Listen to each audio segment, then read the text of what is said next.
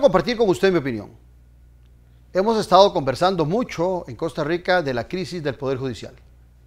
No hay duda que cuando hablamos de crisis del Poder Judicial estamos hablando de crisis del Estado.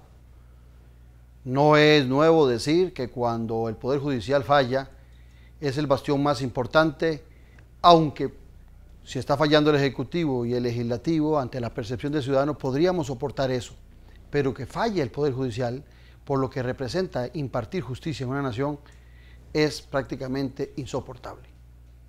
Hemos visto magistrados cuestionados por diferentes razones. Hasta recientemente una magistrada ha sido interpelada por la ciudadanía por su participación en asesorías en cuanto a si las huelgas eran o no eran legales. Creo que la posición de un magistrado prácticamente lo lleva a apartarse de la vida social y a tener un perfil sumamente bajo, que solamente puede levantarse en el momento que tenga que impartir justicia. La Corte Suprema de Justicia requiere un cambio estructural y requiere también una forma diferente de escoger a sus magistrados. Pero no solamente por el Poder Judicial, sino porque la democracia se sustenta en la justicia y la justicia es el mayor producto que sale de una Corte Suprema de Justicia. Soy Claudio Alpizar y esta es mi opinión.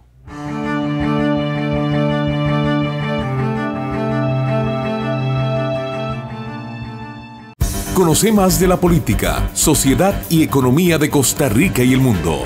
Café y Palabras, lo que hay que escuchar del acontecer nacional con el politólogo Claudio Alpizar. Café y Palabras, porque la política sí importa. Escuche Café y Palabras de lunes a viernes a las 3 de la tarde en Colombia, con un país en sintonía. Café y Palabras.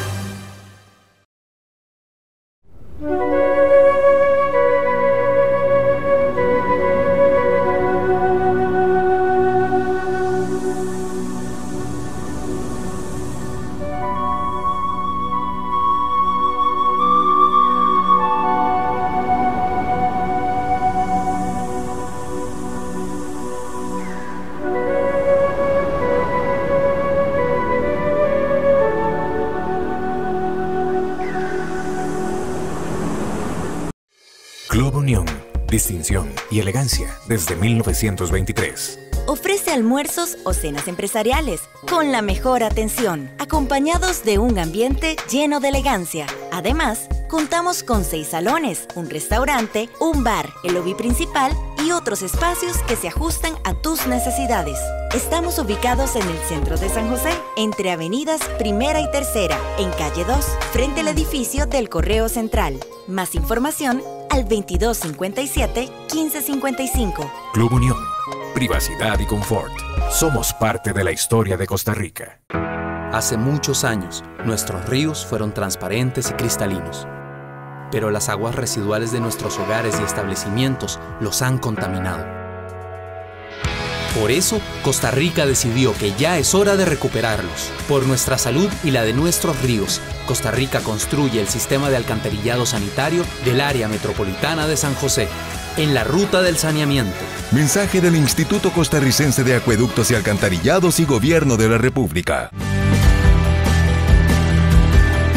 En Instituto Colvic somos especialistas en automatización, electricidad residencial y casas inteligentes. Nuestras carreras cuentan con alta demanda laboral. Contamos con laboratorios altamente equipados. Contamos con la acreditación del INAH en cursos como electricidad residencial y control eléctrico industrial. En Instituto Colvic creemos en tus metas. Recuerde que la educación puede cambiar su vida. Conoce más de la política, sociedad y economía de Costa Rica y el mundo. Café y Palabras, lo que hay que escuchar del acontecer nacional con el politólogo Claudio Alpizar. Café y Palabras, porque la política sí importa. Escuche Café y Palabras de lunes a viernes a las 3 de la tarde en Colombia, con un país en sintonía. Café y Palabras.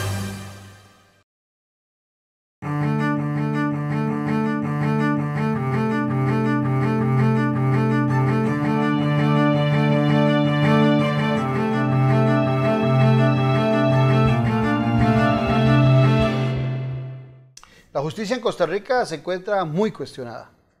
El ciudadano siente de que hay crisis y como lo decía en la presentación del programa, cuando hablaba, en mi opinión, cuando hay crisis en la justicia, hay crisis en el Estado. Van de la mano una de otra. Para eso, el día de hoy hemos invitado a dos buenos abogados, dos buenos amigos y cada uno en un área diferente. En primera instancia, al buen amigo Roberto Matamoros, quien es abogado administrativista, y a mi izquierda, Gregorio Briglia, quien es abogado y juez penal. A ambos, bienvenidos a Noches sin Tregua. Muchísimas gracias, don Claudio. Muchas gracias por la invitación, Claudio. ¿Qué les parece si brindamos? Y también invitamos al televidente por Salud. Nosotros, por el televidente. Salud. Y sobre todo por Costa Rica. Salud.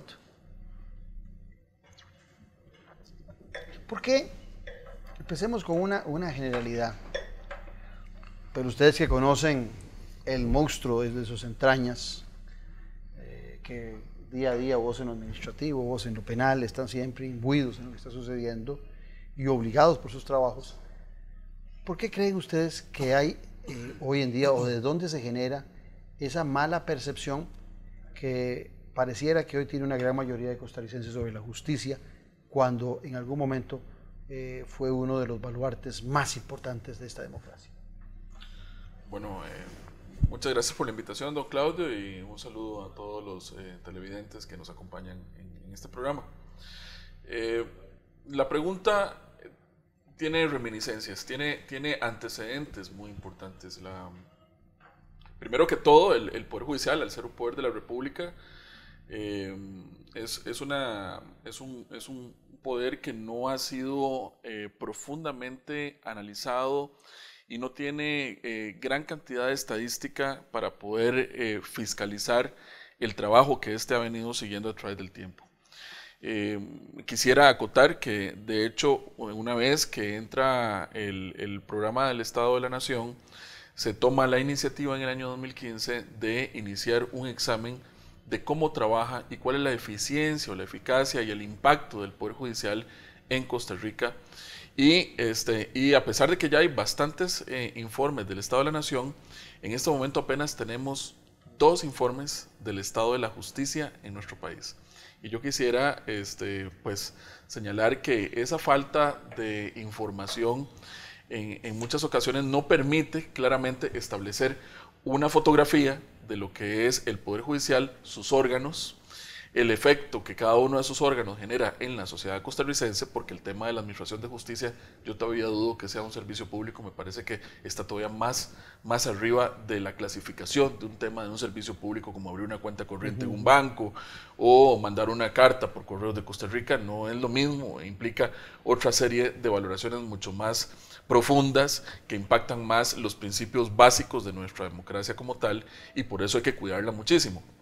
Pero cuando nos damos la tarea de revisar los datos, y yo lo hice en estos días y me encuentro un documento muy valioso que es el informe del Estado de la Justicia número 2, que es el que está vigente hasta el año 2017, nos encontramos que finalmente se analiza el papel del Poder Judicial y de la Administración de Justicia como tal, y de los usuarios, que yo los llamaría en realidad ciudadanos, porque es el usuario también es el ciudadano que va a buscar apoyo en la administración de justicia para la resolución de los conflictos que tiene en su día a día. De ahí que me llamó la atención que este informe incluyó criterios del sector privado, de la academia, de las instituciones públicas, de funcionarios y también de los propios usuarios o ciudadanos que asisten al Poder Judicial. Los temas que se han desarrollado y que podríamos ir viendo en el transcurso del programa, en este estudio son temas, por ejemplo, que son medulares para saber dónde es que está fallando la justicia en Costa Rica y por qué es que tenemos, exactamente, por qué tenemos un retraso patológico de nuestra administración de justicia, y que con base van pasando los años, a pesar de que va aumentando el presupuesto del Poder Judicial, va bajando la eficiencia, y a pesar de que se nombran más funcionarios en la institución, baja la eficiencia en algunos sectores de la administración de justicia. Sí, bueno, es interesantísimo. Muchas gracias por la invitación. En relación al problema Poder Judicial y el informe del Estado de la Nación que hace referencia, lo primero que tenemos que tener claro es que el Poder Judicial, en virtud del principio de separación de poderes y demás, forma parte de un Estado democrático. Y al ver, digamos, la incidencia social que hoy en día ha ido increciendo, ¿verdad? El Poder Judicial no sale exento. Sí, pero, perdona que te interrumpa, pero por eso yo hacía la referencia de que cuando hay crisis en el Poder Judicial, el reflejo de la crisis en el Estado es mayúscula. Claro, claro. El problema que tiene el Poder Judicial, como puede tener en este momento cualquier otra institución pública, es un problema país. Exactamente. Y para nadie es un secreto. Ahora, el Poder Judicial debe enfrentar este reto al igual como lo tiene que enfrentar cualquier otra institución.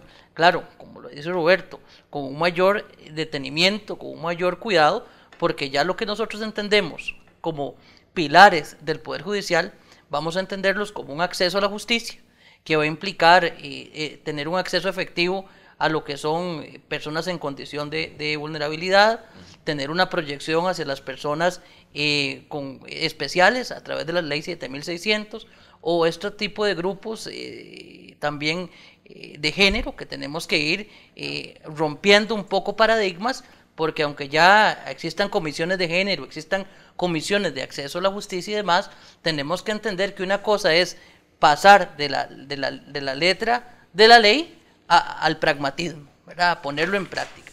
Entonces, todo este trabajo que tiene que darse en el Poder Judicial no es un asunto que se puede resolver de la noche a la mañana. Requiere un compromiso, y un compromiso que tenga una proyección también social. El Poder Judicial debe proyectarse hoy en día hacia una responsabilidad social, que es algo sumamente importante. Entonces, me parece que lo podemos ir viendo desde esa perspectiva también, claro, desde el punto de vista que el Poder Judicial, en virtud de que forma parte de unas instituciones con mayor responsabilidad actualmente, no sale ilesa de todo el problema país que está enfrentando actualmente Costa Rica. Y hay que verlo desde otra óptica, no solo desde el punto de vista político, claro, es muy importante, pero nosotros tenemos que lidiar con los problemas de criminalidad organizada, que hoy en día están permeando no solo a Costa Rica, sino toda Centroamérica y Latinoamérica. Y en virtud de esas estructuras también consolidadas de criminalidad organizada, han migrado hacia acá, ¿verdad? Casi realizando una especie de outsourcing, solo que criminal, desde una perspectiva negativa, a Costa Rica, y han puesto sus pequeñas empresas a cometer criminalidades a manera local. Y esto, para nadie es un secreto, ha incrementado la necesidad, la especialización y el tiempo de las personas que están al servicio público. Ahora, en esa misma línea, Gregory, cuando uno habla, en eso que planteaba Gregorio, cuando uno habla de crisis, en el caso mío, lo planteo desde la duda sobre la institucionalidad nacional.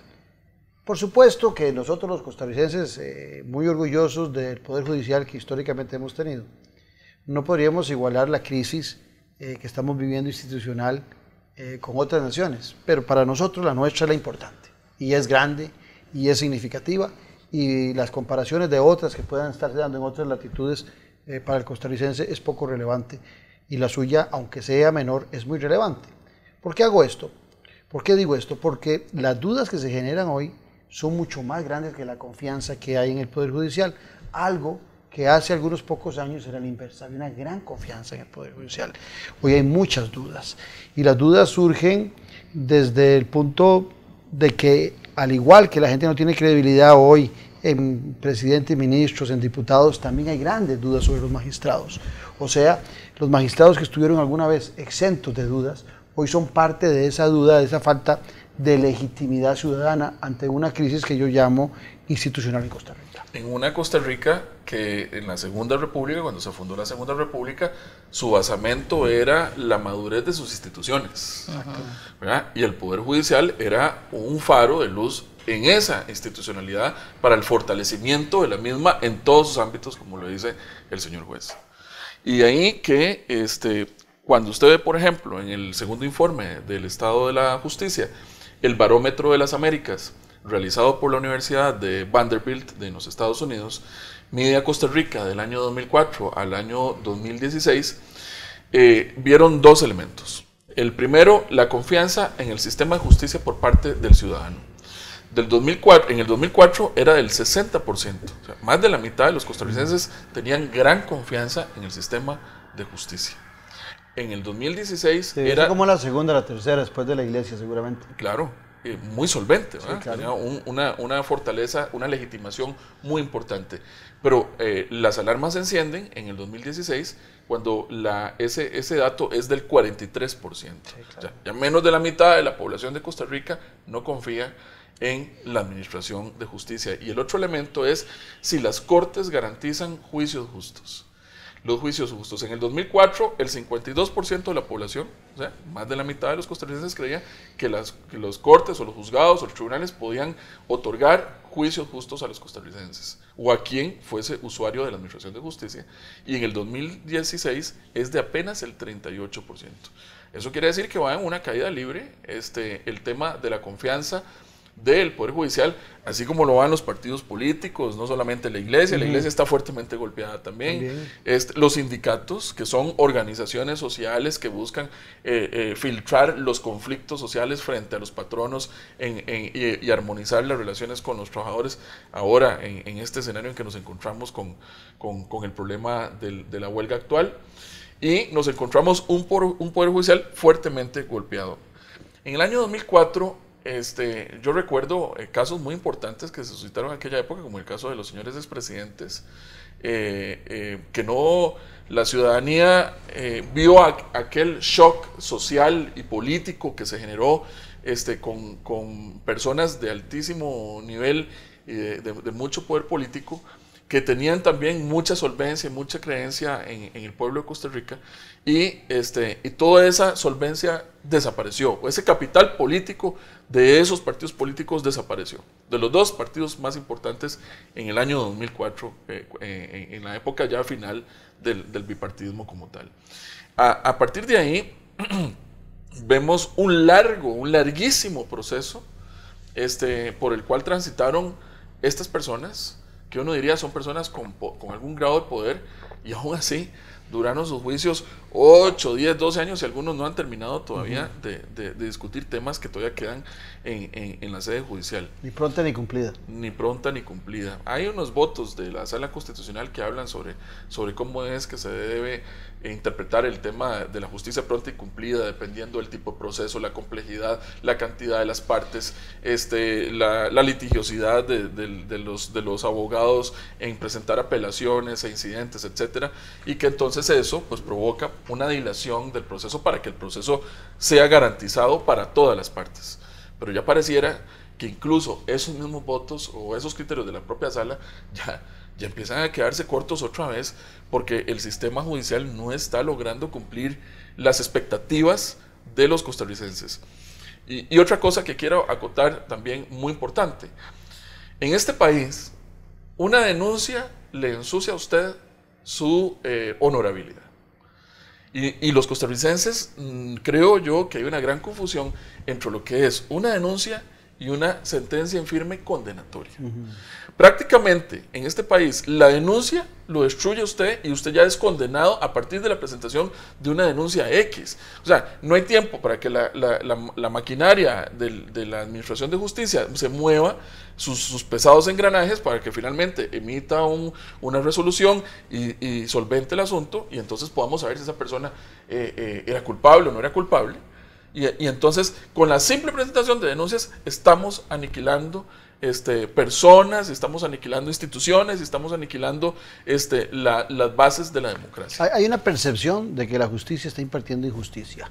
Leyendo un poco lo que decía Roberto. Quisiera, ese tema que pone aquí sobre la palestra Roberto es interesantísimo, porque eso que usted dice, la cultura del costarricense hoy en día ha sido permeada por lo que llama Elena Larrauri el populismo punitivo, o que también ha denominado Alessandro Barata como la teoría del etiquetamiento, labeling approach. Estas dos teorías, por su lado, la del populismo punitivo y la de etiquetamiento de Alessandra Barata, es la que vende, es la que convierte en el día a día de los medios de información, lamentablemente, y esto hay que decirlo, porque aquí estamos hablando las cosas. Pero eso lo sufren más las figuras públicas, ¿verdad? Lo sufren las figuras públicas o eventualmente, por ejemplo, otras personas, profesores que están también inmersos en un pueblito, por ejemplo, que tienen una proyección social, tienen una relación con la ciudadanía, entonces quieren quitar a un profesor porque es muy estricto, porque eventualmente tiene una manera de hacer las cosas en determinado lugar, entonces ya le ponen una denuncia. Entonces, lo que dice Roberto es muy importante, tenemos un estado de inocencia que no puede ser conculcado hasta que no exista una sentencia, y una sentencia que es la que eventualmente podría hallar responsabilidad penal o la que se requiera para evidenciar a una persona, no estigmatizarla desde un momento inicial cuando está abordándose, apenas realizando la investigación. Y esto es un paradigma. Pero en eso te interrumpo, en eso hay que cometer errores son los medios de comunicación. Claro. Porque si no estuvieran los medios de comunicación involucrados, esas noticias, o si los medios de comunicación fueran más serios, esas noticias deberían ser noticias cuando ya los elementos acusatorios son relevantes y son casi que determinantes para esa figura. Pero cuando te digo, Claudio, que existe la cultura del costarricense, eso es porque ha existido una falta de información por parte de quien nos toca ejercer el control jurisdiccional también. Porque yo creo que una función que responsablemente debería hacer el Poder Judicial, ya sea a través de cápsulas informativas o de visitas de proyección social con la finalidad de empapar a las comunidades, al pueblo, a la sociedad en sí, es explicarles claramente la diferencia entre una cosa u otra. Y es casualmente muchas veces la falta de conocimiento, la falta de preparación, lo que conlleva a ocasionar trastornos, inclusive en una investigación. Porque hay personas que ni siquiera saben cómo interponer una denuncia, ni cómo seguir un proceso, que mal asesoradas, mal informadas, o que eventualmente interponen una denuncia y no le dan la continuidad al proceso, y son procesos que después quedan ahí durmiendo el sueño de los justos y se representan en todas estas estadísticas negativas que hoy Roberto nos está poniendo aquí sobre la palestra, que tienen una incidencia y una afectación ¿en qué? En la buena imagen que el Poder Judicial puede tener. Ahora, vos que sos juez allá en San Ramón, ¿qué es lo que más afecta la velocidad en esas decisiones sobre sobre los casos que llegan a tus manos, por ejemplo? ¿Qué es lo que más, en el proceso, qué es lo que más se lleva tiempo? Eso es muy relativo, Claudio, pero sí podemos evidenciar algunos comunes denominadores. Porque perdón, estos temas, también para que el televidente se eduque, claro. Los temas de justicia no son a la velocidad que quisiéramos, pues siempre van a ser lentos. Claro. Lo malo es que a veces son demasiado lentos. El gran problema aquí es que muchas veces el proceso, las responsabilidades se la quieren atribuir única y exclusivamente al juez, y el juez depende de una serie de etapas de investigación que muchas veces deben conformarse equipos interdisciplinarios, por ejemplo, trabajadores sociales, psicólogos, psiquiatras, peritos, que están en la ciudad judicial, en asocio con investigadores, con defensores y demás, aperturas de evidencia, y es un proceso engorroso que debe llevarse con mucho detalle. ¿Por qué? Porque hay una premisa que en materia penal no se debe dejar por alto, que el derecho procesal penal es derecho constitucional aplicado, y partiendo de eso se debe respetar el debido proceso.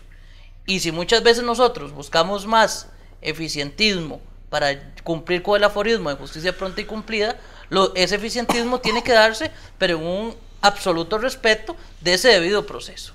No es que vamos eventualmente a hacer mutaciones de procesos o híbridos de alguna forma en menoscabo de los derechos que tiene una persona que está siendo perseguida. Sí, no es como en el espacio de la economía que se pide cada día quitar menos requisitos para que sea más fácil una patente, es lo contrario. Exactamente, lo expedito aquí se puede hacer, pero tiene que hacerse bien hecho.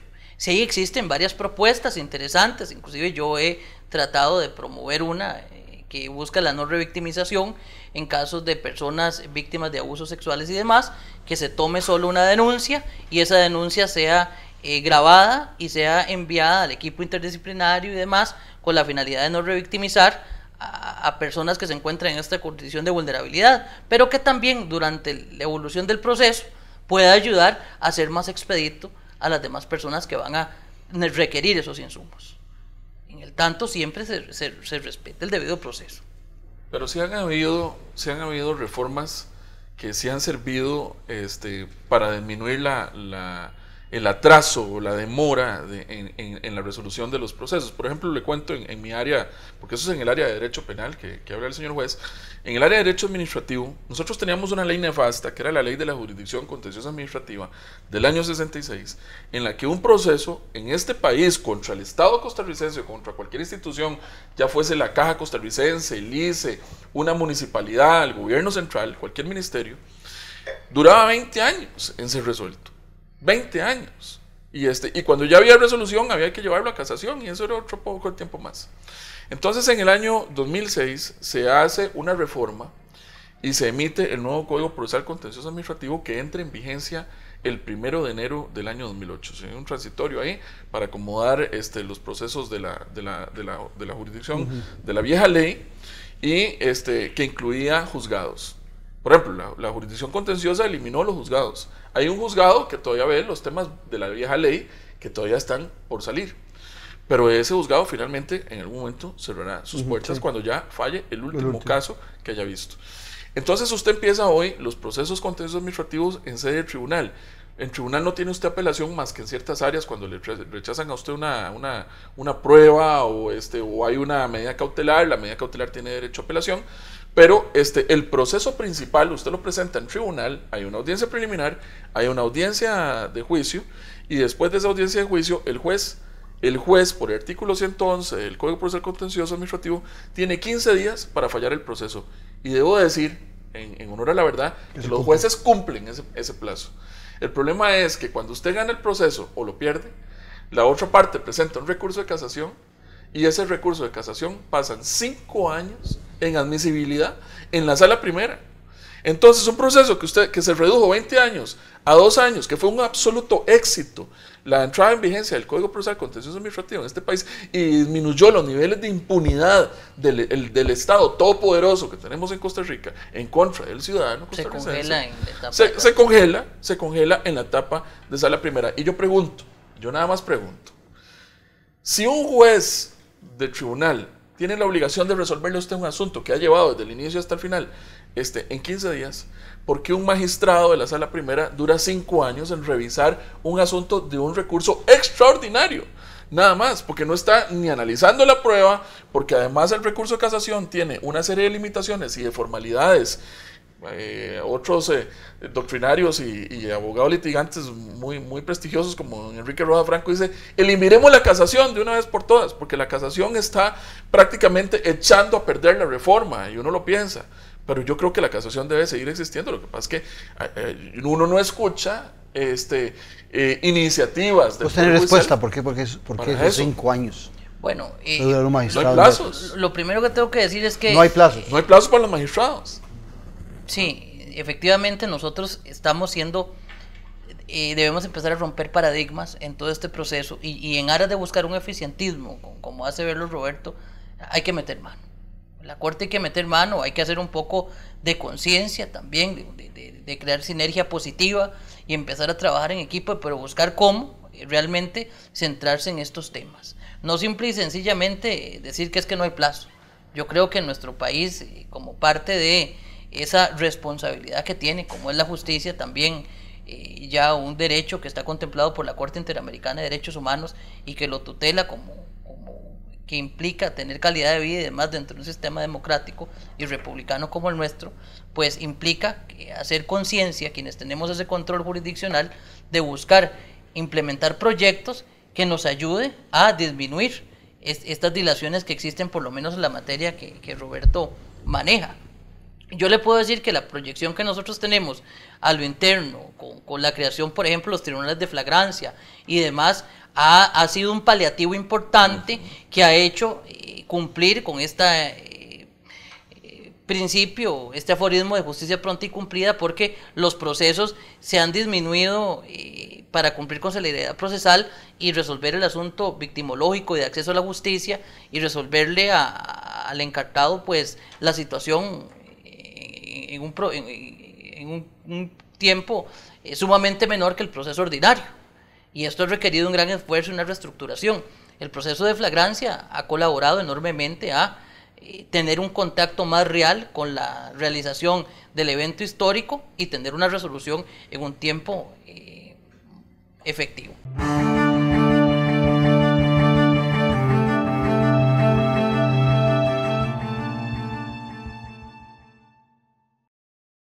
Conoce más de la política, sociedad y economía de Costa Rica y el mundo. Café y Palabras, lo que hay que escuchar del acontecer nacional con el politólogo Claudio Alpizar. Café y Palabras, porque la política sí importa. Escuche Café y Palabras de lunes a viernes a las 3 de la tarde en Colombia, con un país en sintonía. Café y Palabras.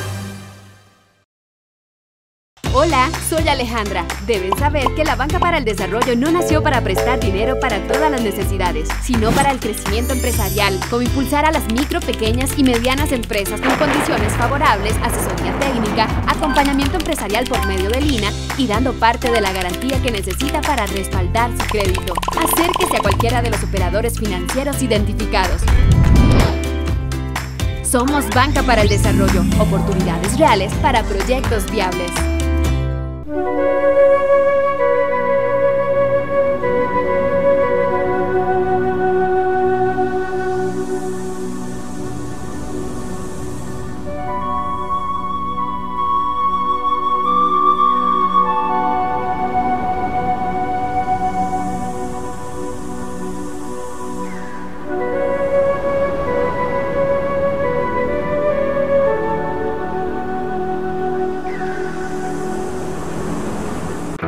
Hace muchos años, nuestros ríos fueron transparentes y cristalinos, pero las aguas residuales de nuestros hogares y establecimientos los han contaminado.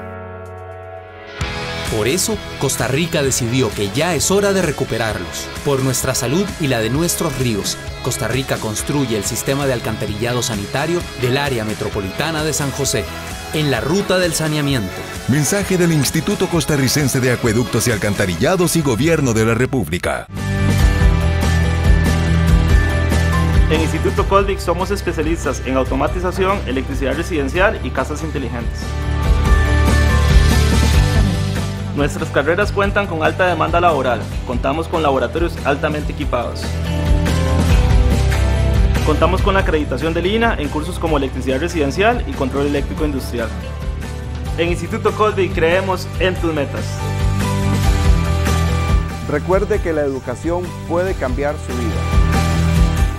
Conoce más de la política, sociedad y economía de Costa Rica y el mundo. Café y Palabras, lo que hay que escuchar del acontecer nacional con el politólogo Claudio Alpizar. Café y Palabras, porque la política sí importa. Escuche Café y Palabras de lunes a viernes a las 3 de la tarde en Colombia, con un país en sintonía. Café y Palabras.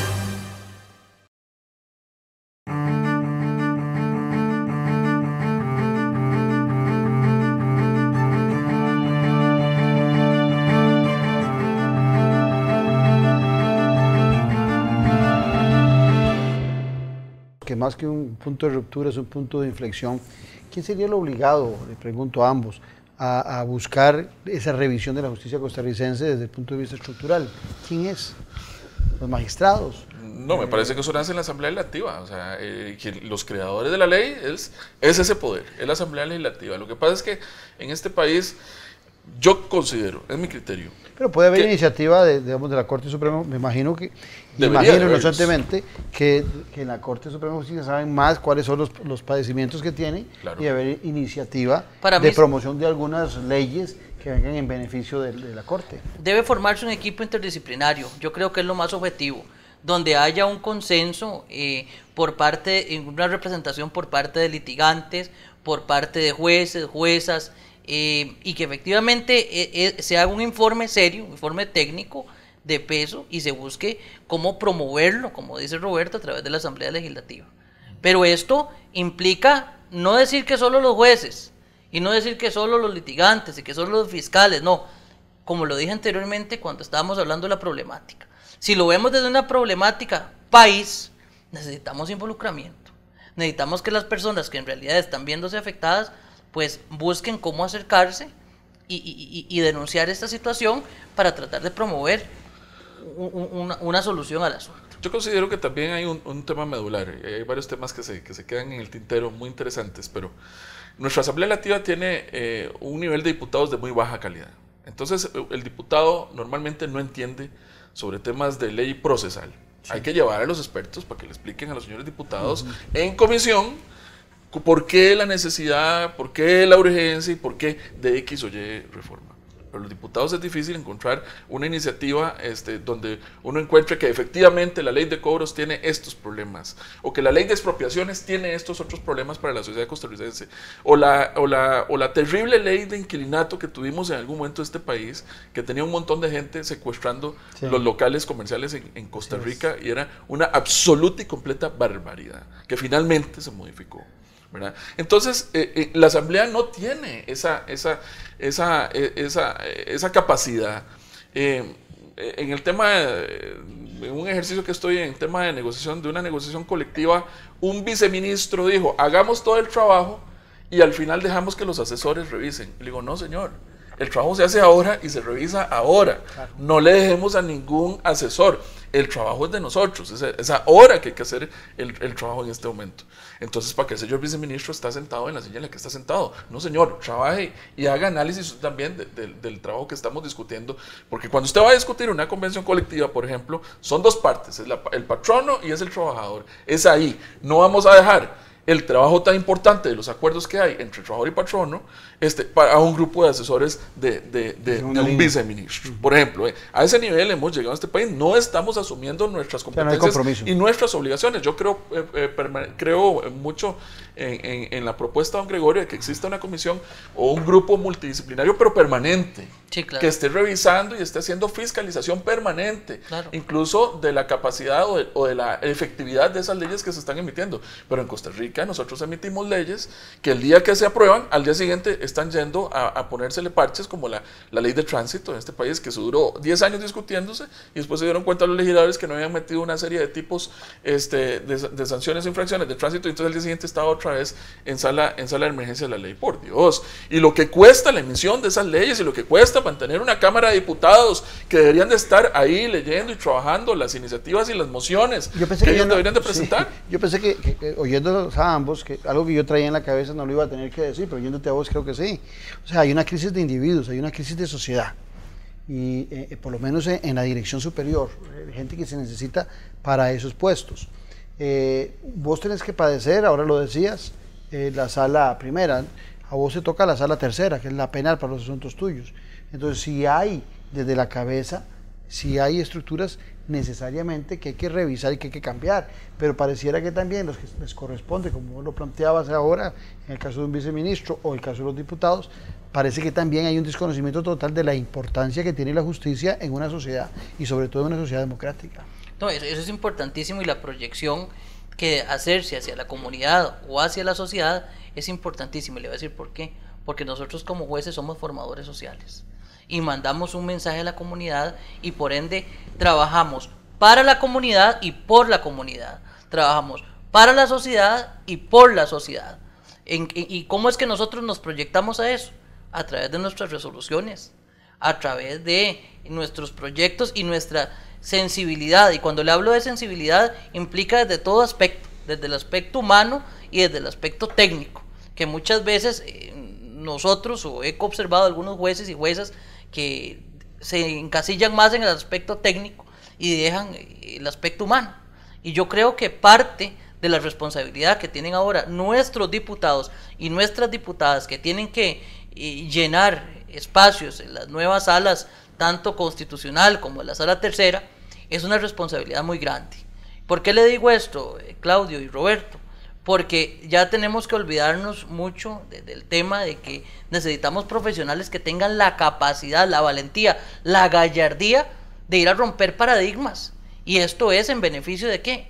Cuando hay justicia tal cual, que se cumple un sistema jurídico, una herramienta técnica, quienes estamos dentro de la sociedad nos sentimos seguros, porque la administración de justicia refuerza esa sensibilidad de, no solo como decía Roberto, de que tenemos una buena imagen, sino que también el día de mañana, que puede que nos toque a alguno de nosotros estar ahí, vamos a tener la certeza que en el momento en que nos llegue una causa, vamos a tener una persona con la suficiente competencia, solvencia, ética y moral y valores cristianos para poder resolver una cosa tal como tiene que ser. Y a esto vamos, Claudio, porque quienes tienen la responsabilidad de dotar al país de buen talento humano para tener magistrados de calidad son los señores y las señoras diputadas. Sí, ahora, en eso estamos de acuerdo totalmente, pero no le puedes pedir peras al olmo, ¿verdad? Si de repente los diputados no tienen la capacidad que vos decías, a lo mejor no escogen a los mejores magistrados por esas falencias que tienen de conocimiento.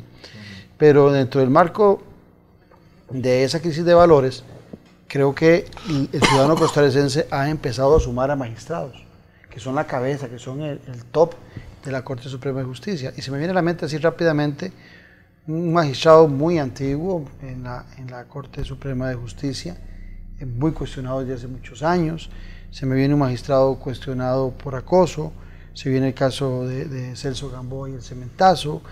Recientemente una magistrada involucrada en los temas de la huelga dando asesoría a jueces que también por el momento, a lo mejor démosle el beneficio de no lo hizo de mala fe, pero el momento la coyuntura fue inoportuna, recientemente electa, parecía que estaba a favor de gobierno. O sea, la gente hace unas lecturas que son muy delicadas.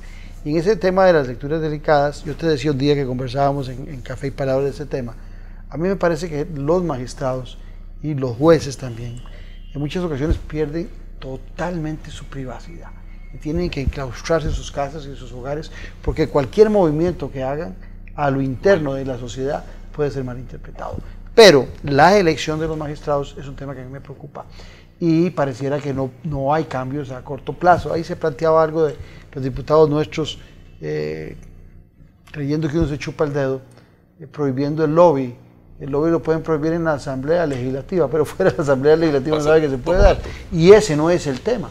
Más bien el lobby puede ser hasta beneficioso para el conocimiento de los candidatos. Pero ¿cuál es tu lectura sobre ese tema? Que aquí tuvimos a Fernando Cruz hace algunos meses, recién electo lo tuvimos como presidente, y él se preocupaba porque él decía, por ejemplo, en el caso de la Sala Tercera, me acuerdo que lo dijo aquí en esta mesa, dijo, es que después de que los políticos terminaron algunos cuestionados y en la cárcel, algunos empezaron a preocuparse, porque antes no lo hacían, de a quién vamos a mandar a la Sala Tercera, pero preocuparse porque presentía que en algún momento podían llegar ahí, debían tener sus amigos.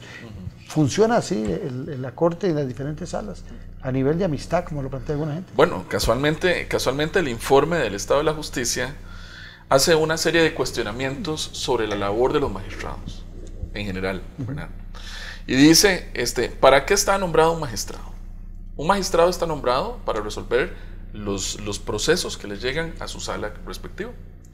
Pero cuando hacen un análisis de las labores del magistrado, el magistrado va a eventos, va a congresos, el magistrado hace nombramientos, hace acciones de personal, el magistrado hace ascensos, promueve ascensos, ve asuntos administrativos, sí, eso me dijo Fernando Cruz, que hacen aprobación de presupuestos y entonces terminan siendo funcionarios administrativos. Sí. Y esa no es la labor de un magistrado de una Corte Suprema de Justicia, ni mucho menos, y de ninguna de las salas.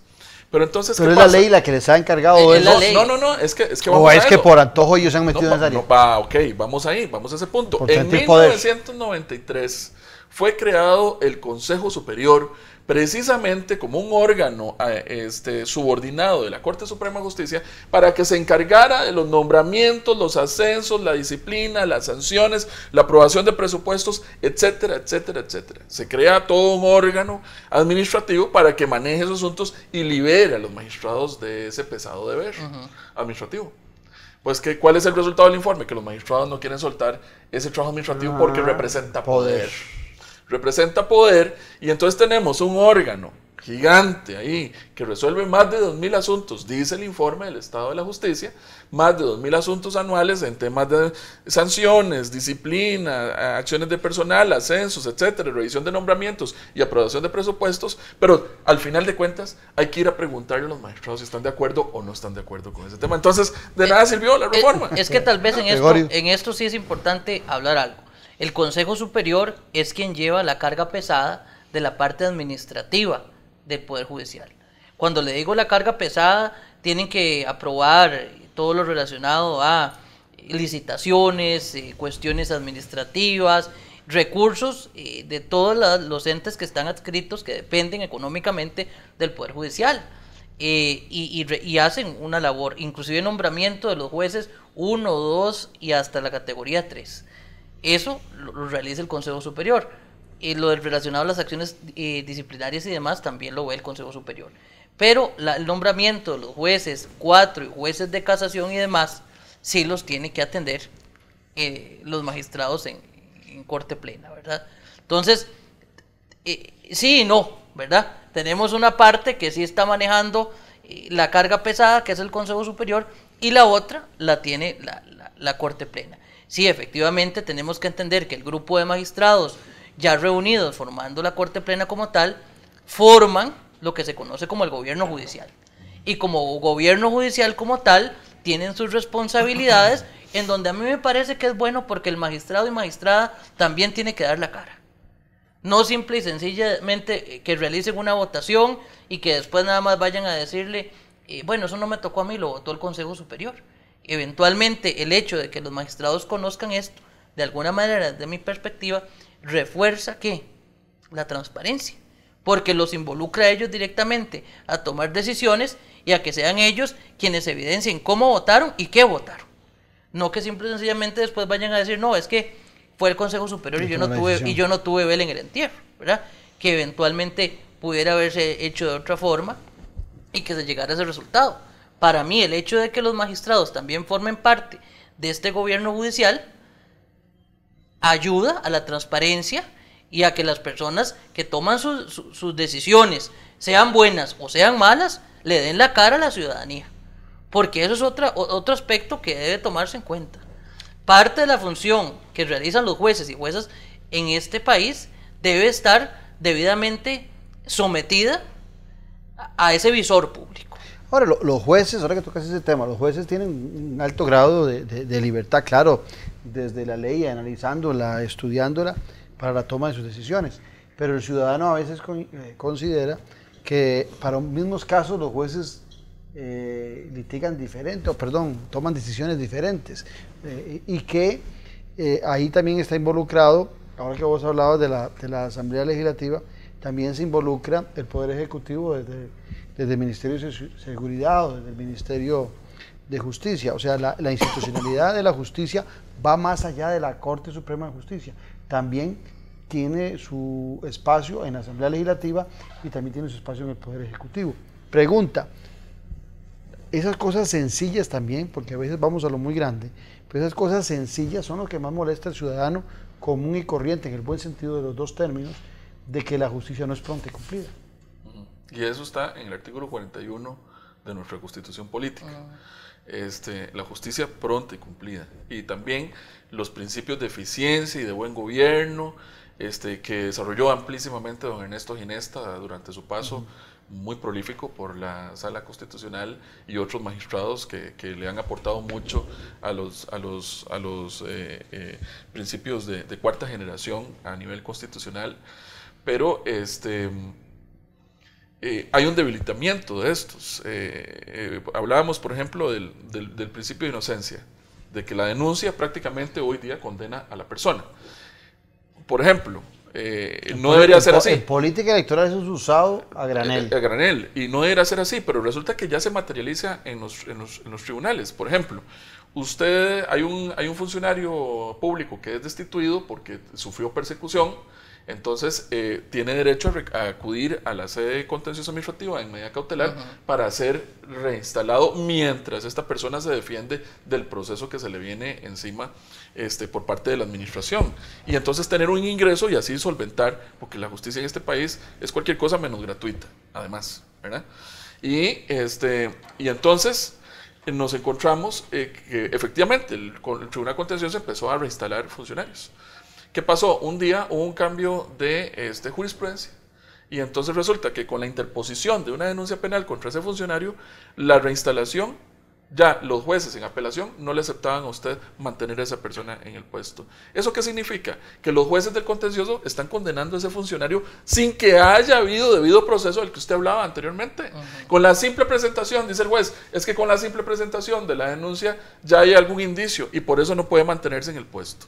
¿Eso qué significa? Un atropello absoluto de los derechos de esa persona a nivel constitucional. Ya se le condenó y va para la casa con un proceso penal a cuestas y un proceso disciplinario y una demanda contra el Estado que no, ¿cómo la va a solventar si no tiene salario y está desempleado? Y esas personas no tienen 22, 23 años, tienen 50, algunos son funcionarios de 30 años de las entidades autónomas o de las entidades semiautónomas o de las municipalidades y quedan en absoluta y total indefensión por nuestro propio sistema de justicia. ¿Qué dice, señor juez? Bueno, eso es todo un proceso, mire, eso es un reto que debe asumir y que requiere una reestructuración. Lo que dice Roberto es cierto, es un proceso que está instaurado y que puede decirse que se conculca o se acaricia un poco lesionar el debido proceso, pero son procesos que requieren un reverdecer, una renovación, un estudio técnico para ver los alcances. Hay remedios procesales, no le voy a decir que no para eso, presentar un recurso respectivo ante la Sala Constitucional. No se puede, recursos contra acciones jurisdiccionales, actos jurisdiccionales no son aceptados por la Sala, no se los acepta la ley de la jurisdicción constitucional. Un recurso de amparo contra un juez rechazado inmediatamente, porque no admiten la revisión en sala de los actos de los jueces en este país. No se los admiten. Es un tema o sea, son santa palabra. Digamos, los litigantes llevamos nuestra parte, no solamente los jueces llevan una carga injusta, muchos, porque hay jueces que están muy comprometidos con el sistema de justicia en este país y muchos magistrados excelentes que también tenemos ahí en las diversas salas.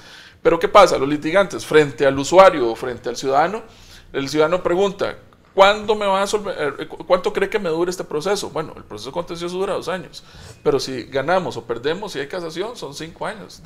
Entonces, esa es la insatisfacción del usuario o del ciudadano frente al sistema de justicia. Sí, sí es importante hacer la aclaración que estamos lo estamos viendo desde 2 ópticas. La óptica constitucional de la mano con el derecho administrativo y la óptica desde el derecho penal. Por eso los traje a los dos, porque eran de 2 áreas diferentes. Que son por decirlo, 2 enanos de un cuento diferente. Sí, pero son 2 caras de la misma moneda. Sí, de la misma moneda, pero sí manejan, digamos, una línea diferente, algunas cosas, ¿verdad? Porque, por ejemplo, con la violación de derechos fundamentales, por una mala aplicación de una orden judicial, un imputado o una imputada puede presentar un recurso de habeas corpus, por ejemplo, y eso le puede generar una responsabilidad al funcionario judicial que eventualmente incurrió en una violación a los derechos constitucionales de una persona al restringirle su libertad de tránsito de una manera ilegal, ¿verdad? Entonces, por ese lado, vemos que la Sala Constitucional sí da una solución importante a través del recurso de habeas corpus cuando jueces, fiscales o policías, por cuestiones propias de su cargo, cometen errores al privar a un ciudadano de su libertad. Mi fuerte evidentemente no es el derecho. Me gusta más inclusive la economía que el derecho. Pero sí me preocupa algo sobremanera, que es el tema de que esa percepción ciudadana pudiera ser utilizada por algunos malos costarricenses para magnificar los problemas de la Corte. A sabiendas de que, digo yo malos costarricenses, pero podrían ser influencias extranjeras, de gente que pueda estar interesada en debilitar nuestro sistema democrático, sustentado históricamente, como vos lo planteabas, en un poder judicial muy sano, muy fresco. Pero hoy las críticas, ya esto es un tema más de análisis político, pero se los planteo a ustedes, hoy las críticas son muy fuertes sobre el poder judicial. O sea, que el poder judicial, que estaba totalmente excluido de la crítica política, donde las grandes discusiones eran sobre la Asamblea Legislativa y el Poder Ejecutivo, ya hoy es parte de todo, por llamarlo de alguna forma, ese berenjenal. Entonces, desde esa perspectiva creo que hay una gran preocupación y ustedes como abogados deberían estar siempre atentos a eso, como veo que lo están, porque yo en el fondo lo que más me preocupa, repito, es el régimen social costarricense, la democracia costarricense, dentro del marco de la creencia y de las fortalezas que debe tener una Corte Suprema de Justicia. Se nos va el programa, Roberto. ¿Tu conclusión? No, yo creo que, y lo decía don Gregorio al inicio, todos tenemos nuestra cuota de obligación y de responsabilidad como ciudadanos y como profesionales, los que somos profesionales, y los trabajadores como trabajadores, y las amas de casa como amas de casa, y los líderes políticos como líderes políticos, de buscar de nuevo la madurez de la discusión y elevar la discusión no a asuntos mezquinos de intereses personales, sino es un tema país, un tema de nuestra república. Se nos está escapando la Costa Rica, de la que tanto hemos alardeado en este continente, se nos está escapando hace mucho tiempo, y es por nuestra incapacidad y por esa torre de Babel que hemos construido en este país. ¿Tu cierre? Sí, me parece, como dice Roberto, y lo hemos venido conversando, es un problema país, requiere un compromiso serio de todos los que formamos parte y que somos familia, Poder Judicial, que damos un mensaje a la colectividad en nuestro servicio, en nuestro talento humano, en ser verdaderos formadores sociales, en ser agentes de cambio, pero esto no es un trabajo que se hace solo, ni que se hace de la noche a la mañana. Como bien lo sabemos, los diputados y las diputadas tienen su cuota de responsabilidad ahora y tienen que, yo creo que tienen la obligación. Y una muy alta. Tienen la obligación de dotarnos a nosotros de magistrados y magistradas de calidad que de alguna manera vengan a hacer un aporte muy importante al sistema de justicia para devolverle la credibilidad al pueblo costarricense. Claro. Pero los jueces, juezas, fiscales, oficiales de organismos de investigación judicial, técnicos, doctores, médicos forenses y demás, tenemos que seguir con el estandarte en alto de dar esa proyección social y de seguir teniendo esa mística y esa probidad que nos ha caracterizado siempre, aun y cuando nos quieran pisotear, porque somos los pocos que tenemos que sacar adelante este país y a través del Poder Judicial, nosotros y las generaciones futuras. Muchas gracias, Gregorio. Muchas gracias a ustedes. Gracias, Roberto. Gracias, don Claudio. Pero sobre todo a ustedes las gracias por habernos acompañado aquí en Noche sin Tregua, la política con P mayúscula. Los esperamos el próximo domingo aquí en Multimedios. Un abrazo a la distancia. Salud. Yo no pasé de la primera página.